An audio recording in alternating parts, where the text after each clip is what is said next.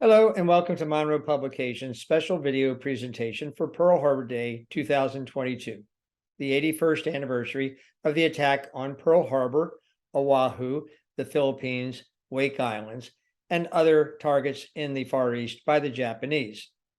I'm Jay Wirtz, author and creative director for Monroe Publications. Now, this is not so much going to be about the battle and the information details about what happened on December 7th in Pearl Harbor and other places in Oahu during the Japanese attack, and also in the Philippines, which actually was December 8th, but very close to the December 7th surprise attack. And of course, on Wake Island, they all happened in the same day and part of the rapid expansion that the Japanese planned to do in their conquest of Greater East Asia and taking America out of the war. That's about as much detail as I'm going to give you right now about that. We are going to present resources that we have at Monroe Publications throughout this particular presentation, and we'll also have some other outside resources listed in supporting material that will come with the video. What I am going to talk about is how Pearl Harbor commemorations have affected my ability to not only gather interviews with many survivors of Pearl Harbor, but also to be connected to many other World War II veterans and eyewitnesses, and try to piece together the story of World War II through the eyewitness accounts of those who were there. This has been a long project, and it all started in 2009 when we came up with the idea to do this. And one of the first things I did was to go to the 100th birthday party of John William Finn. John Finn, the first Medal of Honor recipient of World War II. He was 100 years old on July 24th of 2009, and the next day, July 25th, they had a huge gathering outside a restaurant that he was very familiar with by friends of his. It was such a big gathering that they couldn't hold it in the restaurant, which is a large restaurant on US 80 between San Diego and Arizona. And that stretch of highway, by the way, is the John Finn Memorial Highway. But it was a huge gathering, as I said. And there were a lot of elements to it, including a very big birthday cake, a lot of speeches, a wonderful, John was in great spirits. He was surrounded by many friends and other people that he was close with, and many other Medal of Honor recipients were present, as were many other Pearl Harbor survivors. So through being at that event, I was able to meet John and arrange to interview him later. But not just him, I learned about a tremendous number of other veterans of World War II who were based in and around San Diego County. That really opened up great opportunities for me.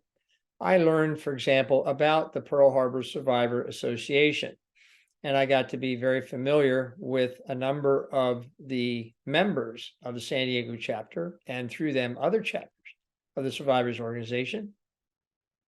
That experience was a wonderful experience, and I'm going to share some of what I learned, in other words, words that came from them, telling about various experiences they had in their lives, in their service, and during the attack.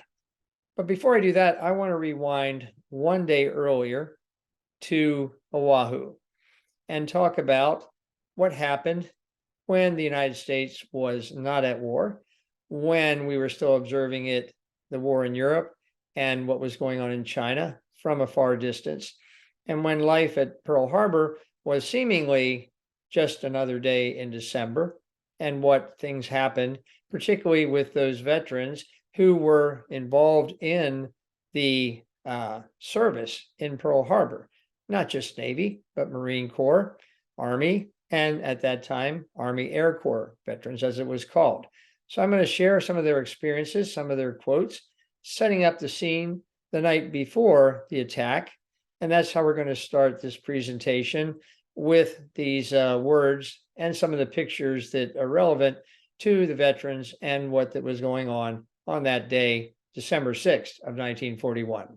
December 6th was a Saturday, and the way the routine was in December of 1941, The ships went out for exercises and maneuvers during the week and then came in on the weekends. And most of the sailors, enlisted men and officers, unless they were assigned duty on the weekend, were able to get liberty. So a lot of the enlisted men went over to the docks and jumped the boat to take them to the Liberty dock and into Honolulu and other places. Jack Evans was on USS Tennessee. He came from Corcoran, a small town in California Central Valley, and he explains that policy. We were on Cinderella Liberty. The unmarried sailors were required to be back at the fleet landing by midnight. Senior officers, married officers, and married enlisted personnel whose wives were there could get overnight passes. That's why the captain of Tennessee wasn't on board Sunday morning. On another of the battleships, a battleship Roe, was James C. Bounds, who was a native in Mississippi Bayou country. And he also talks a little bit further about what happened that weekend. We were out a couple of weeks before the 7th for training, firing guns. We came in late on Friday the 5th. We had an admiral's material inspection on Monday, so we had to start cleaning up. We had about 20 people that was taking leave. I was going back to the States, so they asked me if I would clean up the steering department. I said, certainly. I had no choice. Stuart Headley from upstate New York operated one of the guns in Turret 3 on yet another of the battleships, USS West Virginia. Saturday, I was on Liberty with my girlfriend and her mother. We went out to lunch and I went to Waikiki, and that evening we went roller skating, Juanita and myself. About 11:30 Saturday night, Juanita's mother brought us back to the pier and I caught the boat. As I was riding the Liberty boat back to the ship, there were about 5 submarines departing the harbor. When I got on board, I asked Ensign Lombard, where are all those submarines going? He said, they're sailing under sealed orders. That's all we know. Juanita and I had talked it over, and her mother was in agreement that Sunday we would go on a picnic at the north end of the island. Jim Evans was a Marine, and he was assigned to guard duty at the Kaneohe Bay Naval Air Station, which was Hawaii's main seaplane base. It was nice. It was a beautiful duty station, the paradise of the Pacific, until December 7th. After that was pretty bad. December 7th was a Sunday, and I got duty. I was really pissed off because it was a payday weekend. I didn't go ashore on December 6th because I had duty, and I knew I wouldn't be up for 8 o'clock watch, so I stayed home. I had eaten breakfast, and when you had the guard duty, you stayed in the guardhouse. I was moving up to the main gate, which was the choice post, but I never made it. Of all these liberties, probably one of the best was that experienced by Jack Evans, who was a seaman second class on, as mentioned before, Tennessee. On the 6th of December, I learned there was going to be a Battle of the Bands contest at the Recreation Center on the Naval Station. I love music and I wanted to hear the bands. We had a band on the Tennessee that was excellent, and so I thought it would be well spent evening listening to these folks. They announced there was going to be a jitterbug contest. I had been a jitterbug dancer in high school. That's far from being professionals, but I could pick up my heels pretty high. I was standing there wondering what to do, and this chief petty officer comes over and says, I noticed she asked some girls to dance. Would you dance with my daughter? I said, I don't know about that, Chief. And he said, she's only 14. It turned out she was only 10, but he said, she can really dance. I thought about it for a moment, and I said, okay, Chief, I'll do it. So the girl and I went through 3 sets, and we were still on the floor. It turned out that they were one of the last few couples left. Judges came over and started picking out those who were selected to leave the contest. And Jack continues, so we did our stuff, and when we got down to the end, we were the only couple left. They gave us 2 loving cups about 10 inches high, and they said, champion, Navy Jitterbug 1941. It was kind of a thrill. I really felt good about it. I got back to the ship that night, and then the next morning, I still was kind of on the high. I came down pretty fast when the attack started. Those eyewitness accounts are from an article I did in December 2016 for American WWII magazine. It was to commemorate the 75th anniversary of the attack on Pearl Harbor. A little later, you'll get a chance to write down our website, www.monroepublications.com. If you'll send us an email and tell us that you saw this presentation, we'll send you out a free reprint of that article.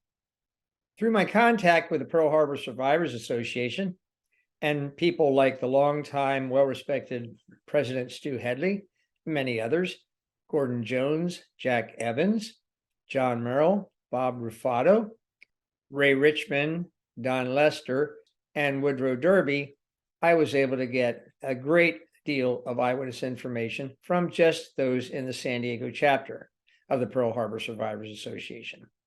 And that experience and their contacts led me on to other Pearl Harbor survivors and other veterans of World War II that I was able to interview. So I'm deeply indebted to these gentlemen, and also to another gentleman who was quite well associated with them and who brought them together on a weekly basis at his home. And that was Jesse Thompson. Now, Jesse was younger than, a little younger at least, than some of these World War II veterans. At the time, in 1941, he was a teenager. That's because his father flew out of the Ford Island Naval Air Station, and their home was right on Ford Island. So Jesse Thompson, who later became a star quarterback in San Diego and a teacher in San Diego County, experienced the war also firsthand. He was an eyewitness. He went on to create a great collection of artifacts from Pearl Harbor and other World War II actions in his home. And once a week, he invited Pearl Harbor survivors and other interested people to come to his home for a presentation and a gathering. It was a terrific event, and I tried to go any chance I could because I met a lot of wonderful people, and I got a lot of great interviews from the association that I got through Jesse Thompson. So I want to thank all these people. They were instrumental in making a success the series of books and other things that we have done in publications at Monroe Publications to commemorate Pearl Harbor and World War II. When we return, I'll go back into the archive and pull out some more interviews and eyewitness accounts, this time focusing on Sunday morning, the morning of the attack. Yesterday, December 7th, 1941, a date which will live in infamy. The United States of America was suddenly and deliberately attacked by naval and air forces of the Empire of Japan. A terrible explosion happened and about blowed me off my feet. There was a Japanese Zero went over. He was so low that I could have tossed a hand grenade up and hit him. About 15 minutes after that torpedo hit, water started coming in. I had water up to my waist and we had to get out of it. We were driven back up because Japanese tanks came along the road that comes parallel to the Manila Bay side of the peninsula of Bataan. I was worried the war was going to be over as Yamamoto went running wild, beating the daylights out of the Battle of the Java Sea. The fleet that God forgot. I can remember battling bastards of Bataan had been forced to surrender. We get exaggerated reports of the Coral Sea. Well, the 7th, as I said, 7th we went in there. That was a bunch of us. We were as kids, to put it bluntly, and we were all pretty well scared. We had maybe 4 or 5 carriers with us and 3 or 4 battleships and maybe 10, 15 heavy and light cruisers. But on the islands across the Sound, they met very strong resistance.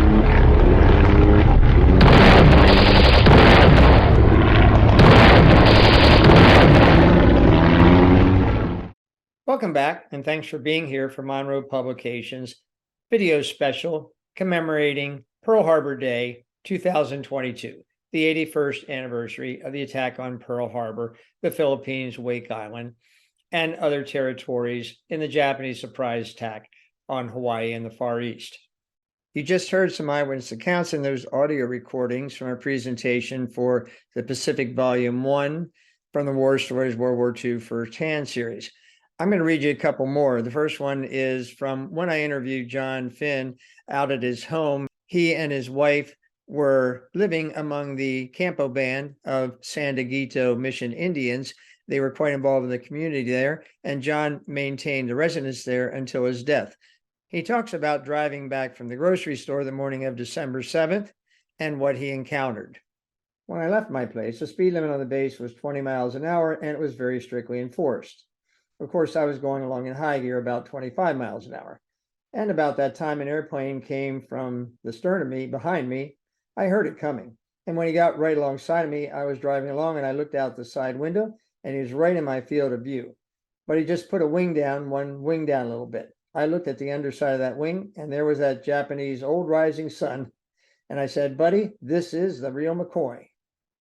Over on USS West Virginia on Battleship Row, Stu Headley, a little bit later, was waking up to the fact that they were being attacked, and he went to man his station.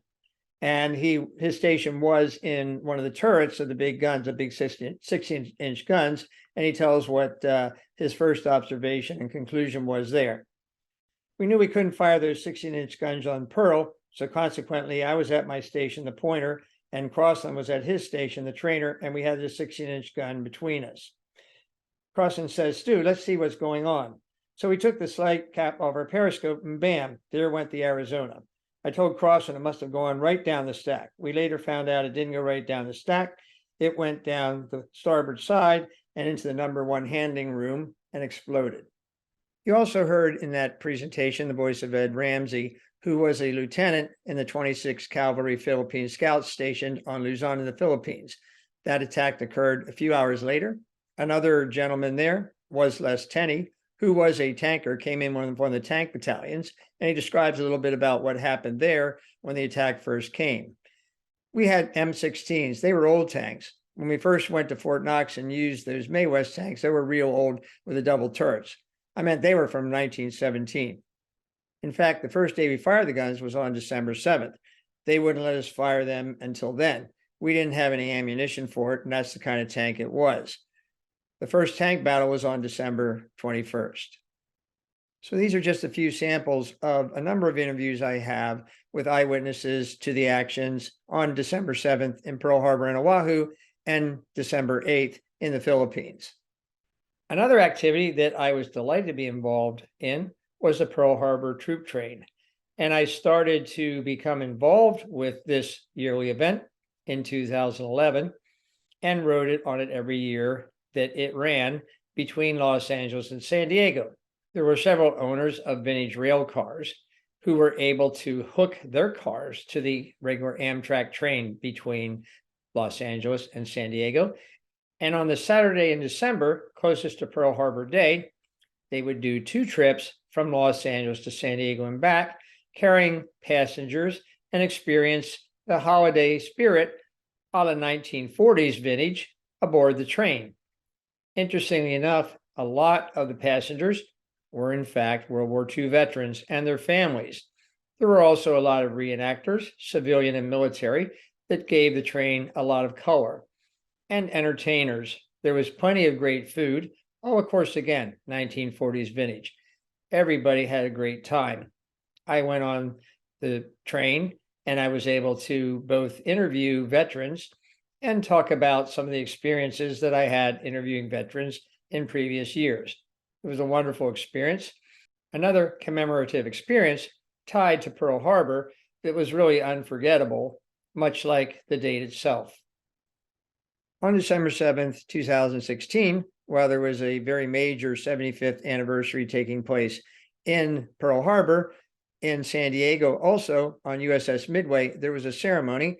I was able to meet a number of the veterans that I had interviewed earlier. They were there for the ceremony.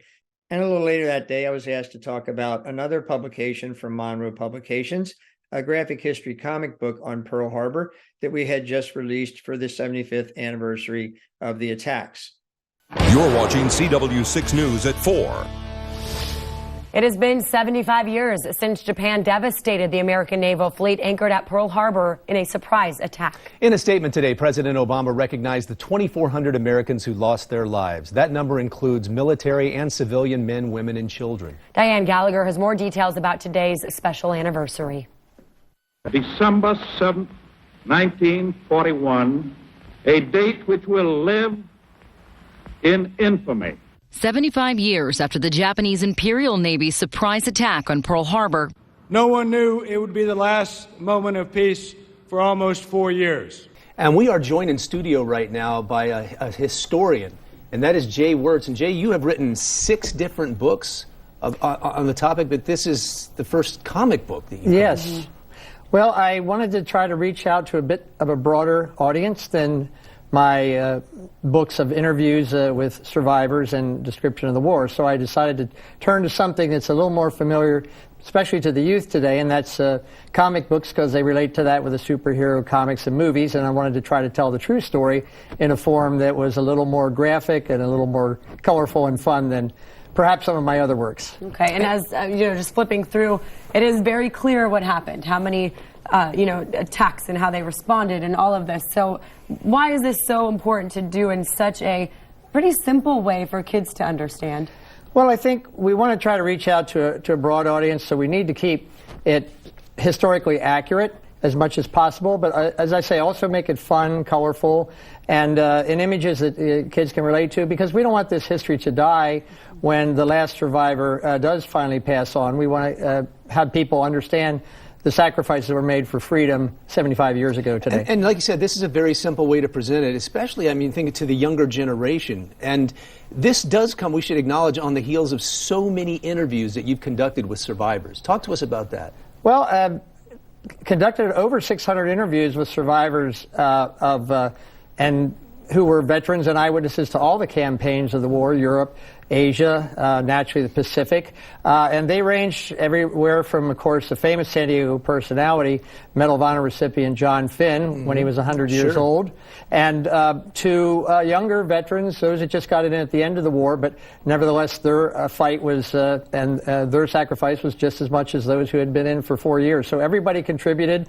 and everybody is very humble, and I think very appreciative also of the fact that they are still recognized and what they did is recognized.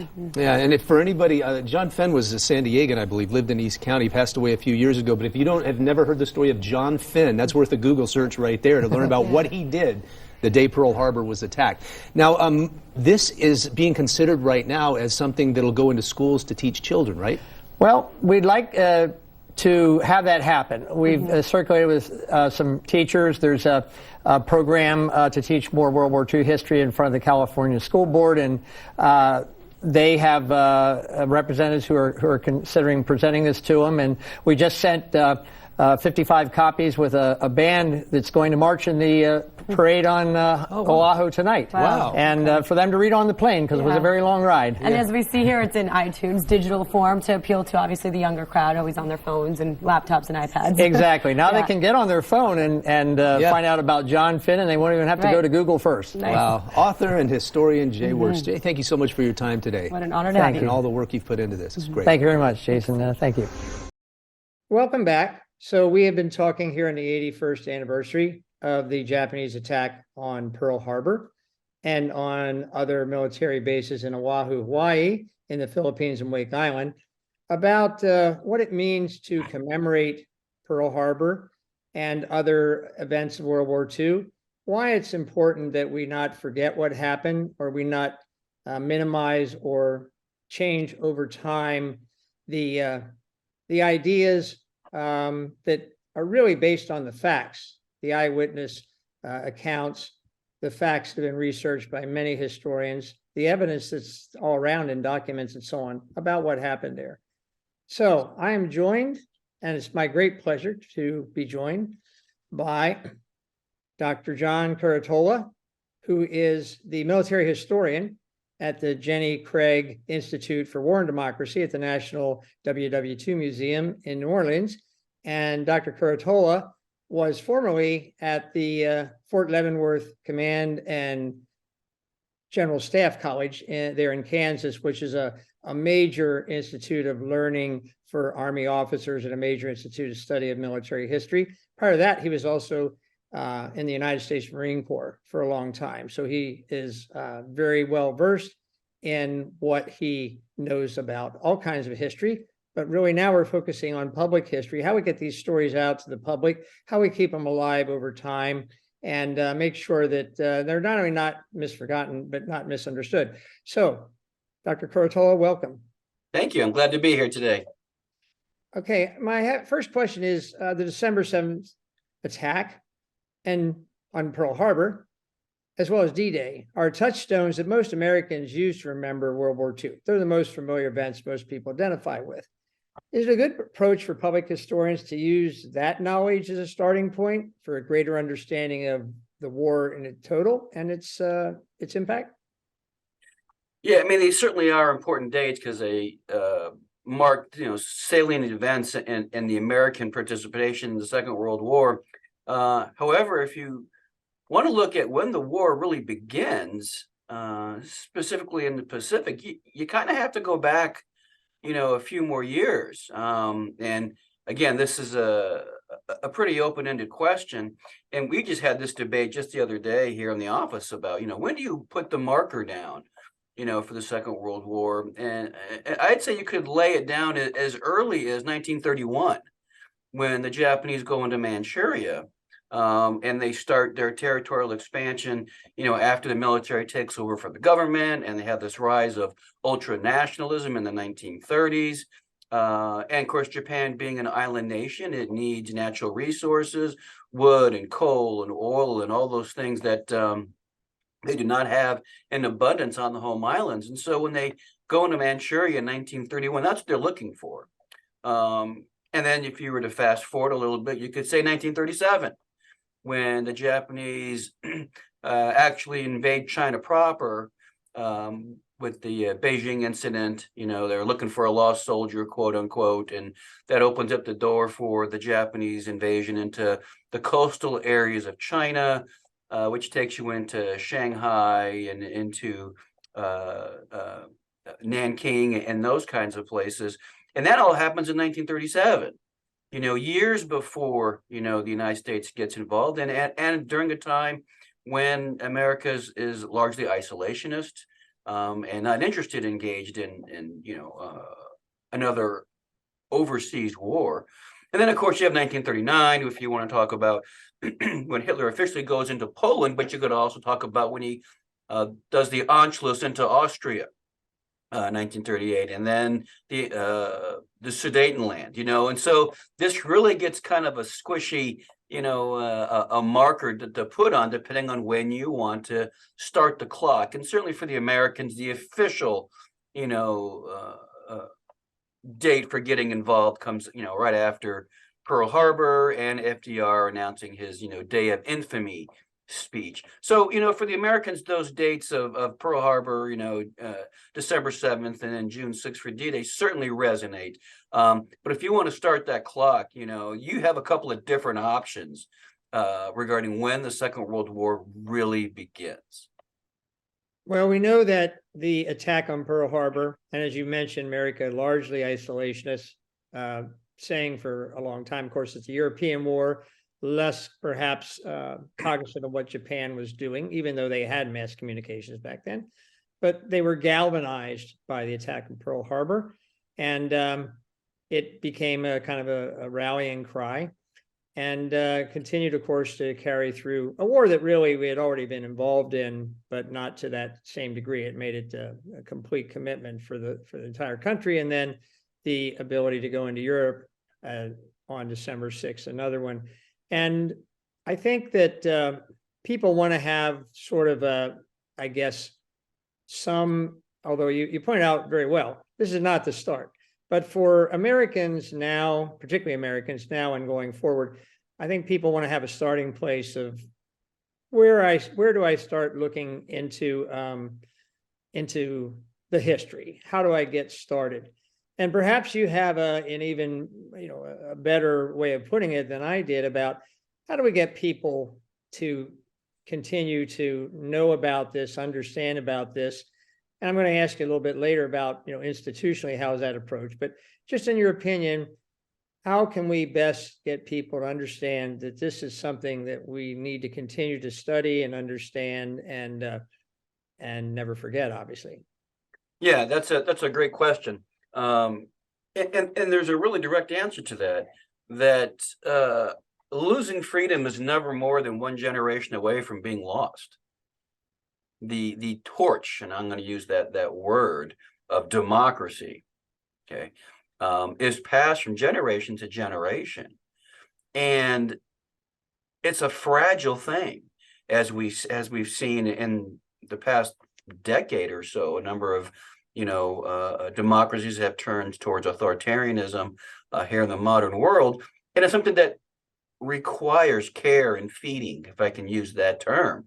And the Second World War resonates as a turning point, I would say, argue, in mankind and civilization's fight between democracy and totalitarianism. And the fact that even after the Berlin Wall fell, and we thought that history was over, and that democracy was going to break out all over the world, and there was going to be peace throughout the land, that didn't happen. You had the Twin Towers, fall, and you have basically a global insurgency trying to topple down, Western democracies. And so there has to be this care and feeding of democracies to keep them going. And the Second World War is a prime example of how democracies can rise and save themselves from this kind of totalitarian regimes that come about from time to time, because people forget, what happened in Weimar Germany in 1931 and 1932.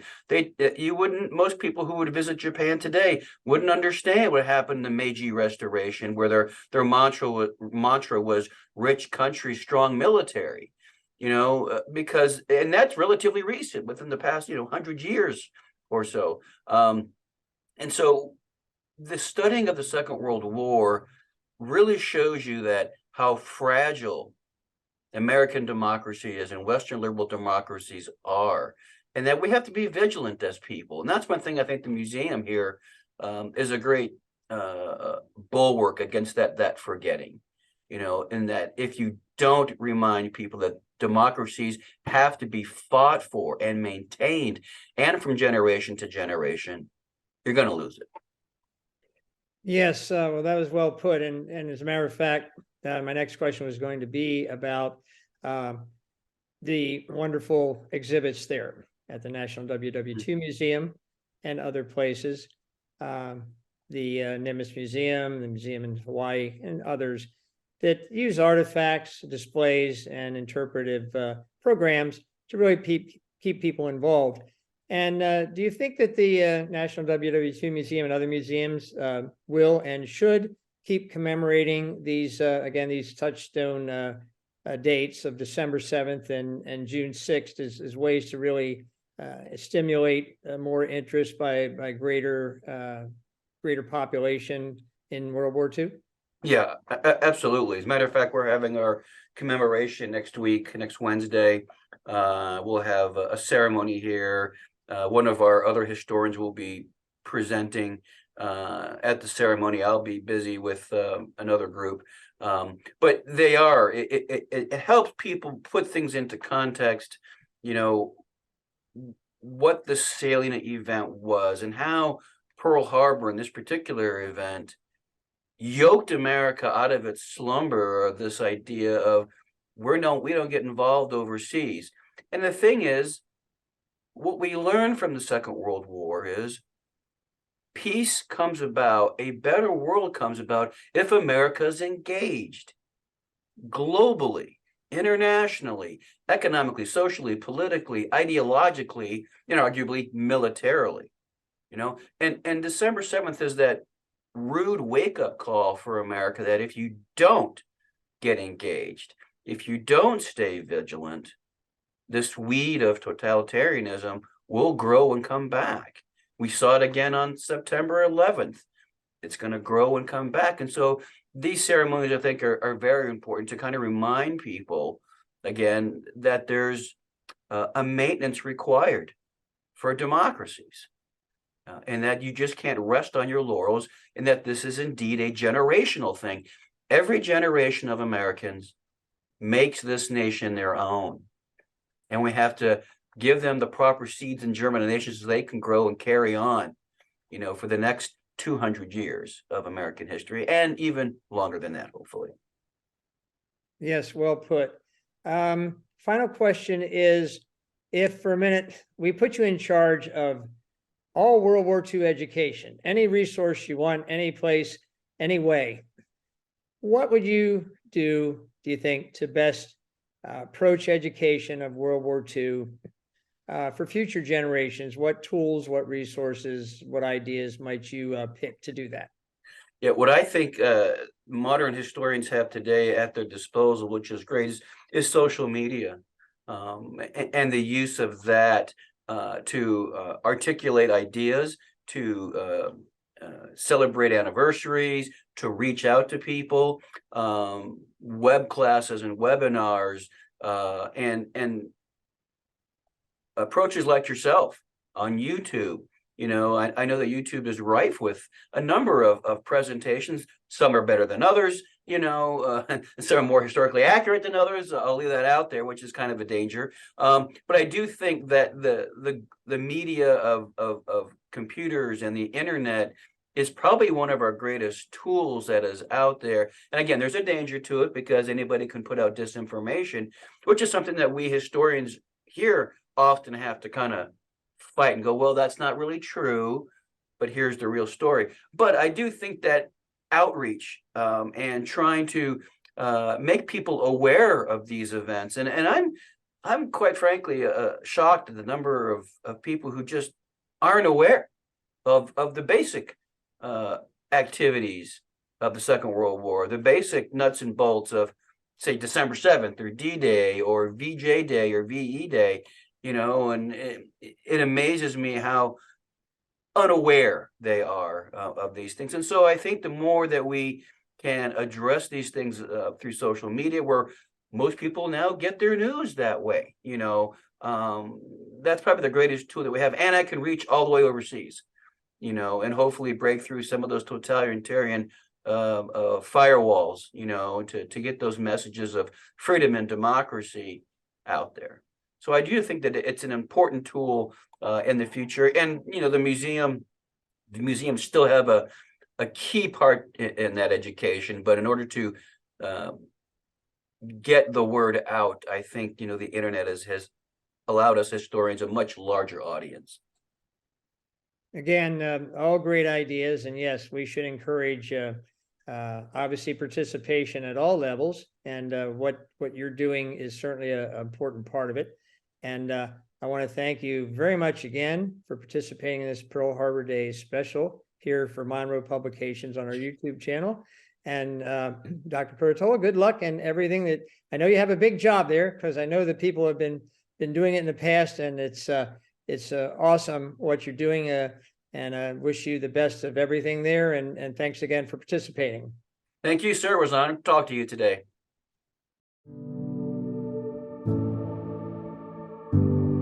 At Monroe Publications, we like to say history is an open browser window. Open monroepublications.com in your browser and explore our many excellent history offerings for all media. This month, featuring the award-winning Smithsonian's Great Battles of the Civil War complete DVD set at a special price. Monroe Publications, history, nostalgia, entertainment.